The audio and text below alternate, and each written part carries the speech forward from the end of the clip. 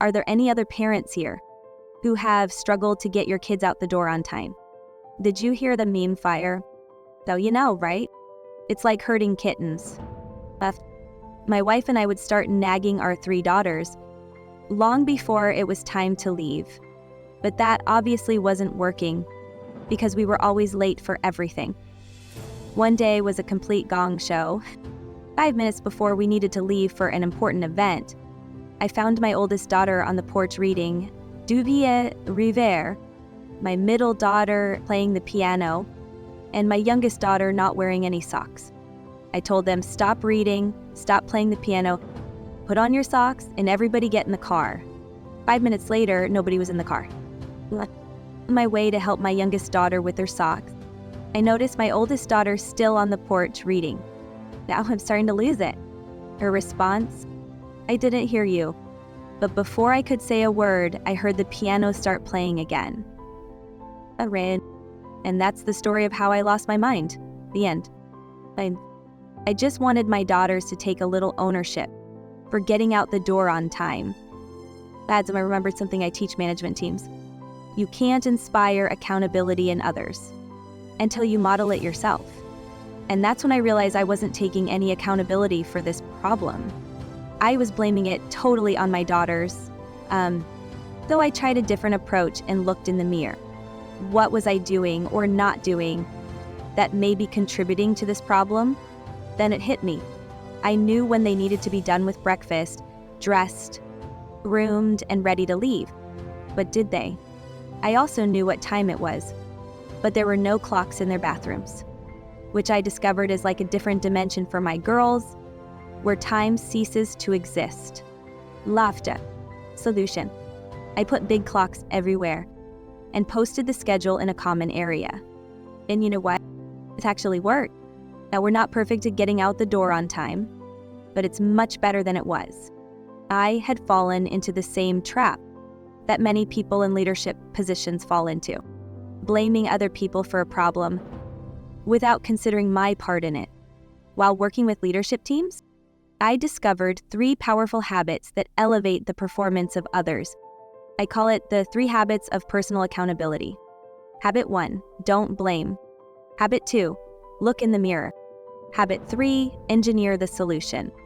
This sequence of habits has an almost magical effect on other people's behavior, and you get better results. But this isn't just for CEOs and managers. We're all trying to help others be better, right? As a parent, a coworker, or a volunteer. Here's why these habits work. Habit 1, don't blame. Think about the last time you blamed someone for something. How did it turn out? Probably not well. And that's because our brains interpret blame the same way they interpret a physical attack. Blame triggers the fight or flight response, which effectively shuts down our prefrontal cortex, the problem-solving part of our brain. So when I was getting angry at my daughters, it wasn't motivating them. It was actually impairing their brain function. Researcher Dr. Amy Edmondson studied hospital teams to see how culture affects people's willingness to report medical errors. She expected that high-performing teams would make fewer mistakes, but to her surprise, they reported more errors. Why? Because when people aren't blamed for problems, they're more willing to admit their mistakes and learn from them. But in cultures of blame, people hide problems or point their finger at someone else. No one is going to take accountability if they think they're going to be blamed for doing so. Blame destroys teamwork, problem solving, learning, and initiative. In other words, blame kills accountability. So what should we do instead?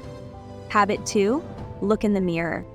Most of us are really good at noticing other people's mistakes, but we're not so good at noticing how we contribute to problems. And one time my assistant helped me mail out hundreds of expensive marketing packages to prospective clients. 3 weeks later, no responses. So I checked one of the cover letters. It read, "Dear Mr. Smith, insert company name here." She missed one of the variable fields in every letter, thousands of dollars down the drain. Now she felt awful and said, "This is totally my fault. I was thinking, you are darn right, this is totally your fault. Corrected. But then I looked in the mirror and realized I didn't highlight any of the variable fields in yellow, like they are in all our other templates. If I had, she couldn't have missed it. No, I'm not saying that every problem is my fault, but if I look closely enough at my problems, I can usually discover how my actions or inactions contributed to them in some way. This is a profound insight, because if I can see my part in a problem, I can do something about it.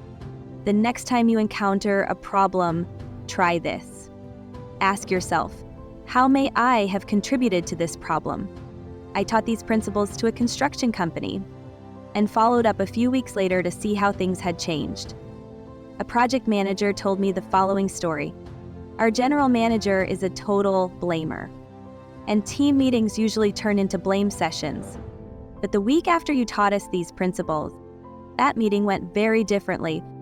When our general manager identified a problem, he was about to lay into the person he thought was responsible. But then he stopped, put his head in his hand for a moment, then looked up and said, "This is how I think I contributed to the problem." The mood in that meeting changed instantly. And then I saw something I had never seen before. Other people began raising their hands, saying, "No, boss, it wasn't just your fault. This is how I think I contributed to the problem." When leaders acknowledge their part in problems first, it makes it safe for everybody else to do the same. And if nobody else follows suit, then you've earned the moral authority to ask, "And how may you have contributed to this problem?" before others will allow us to hold them accountable. They must first see us hold ourselves accountable. Now, what if the cause of your problem isn't what you think it is? Habit 3, engineer the solution. When bad things happen, our brains are hardwired to blame the person closest to the mess and ignore other causes. Fortunately, there's a fix. It's called systems thinking, which is noticing how environment and processes influence behavior. Systems thinking emerged toward the end of World War II, when the US Air Force noticed that a lot of their planes were crashing without any mechanical problems. Their conclusion? Air pilots are idiots. Though they engaged some consultants to help them select less air-prone pilots. When the consultants investigated, they discovered they didn't have a pilot problem. They had a cockpit problem. For instance, pilots confused gear handles that looked and felt the same if they were located right beside each other, or they mixed up controls if they were in a different position in a different model of plane. Design better cockpits, the consultants concluded, and you'll have fewer crashes. So the US Air Force engineered the solution by simplifying cockpit design. Similarly, when I stopped blaming my daughters, I noticed the environmental factors that were influencing their behavior. I engineered the solution by putting up clocks in a schedule, so they had the information they needed to take the initiative. Instead of asking, "Whose fault is this?" ask, "Where did the process break down?" This question is your secret weapon to short-circuit the blame game and find sustainable solutions to your problems. But remember, you can't inspire accountability in others until you model it yourself. The next time you encounter a problem, test this sequence of habits and watch it change your outcomes. Don't blame, look in the mirror. Engineer the solution.